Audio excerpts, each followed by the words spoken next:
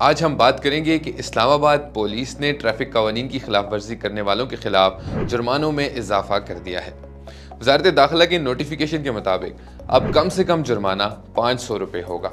تیز رفتار motor cycle سوار پر 1000 روپے، کار کو 1500 روپے، پبلک ٹرانسپورٹ کو 2000، جبکہ مال بردار گاڑی پر 2500 روپے جرمانہ عائد کیا جائے گا۔ ترجمان کے مطابق کالے شیشوں پر 1500 روپے، غیر ذمہ دارانہ ڈرائیونگ کرنے پر 2000 روپے تک کا چالان کیا جائے گا۔ اسی طرح بغیر ڈرائیونگ لائسنس کے موٹر سائیکل چلانے والوں پر 1000 روپے، گاڑی چلانے والوں پر 2000 روپے، پبلک سروس اور مال بردار گاڑی چلانے والوں پر 8000 روپے تک کا چالان کیا جائے گا۔ وزارت داخلہ نے ہدایات جاری کرتے ہوئے کہا کہ ٹریفک قوانین کا احترام کرنا سب پر ضروری ہے۔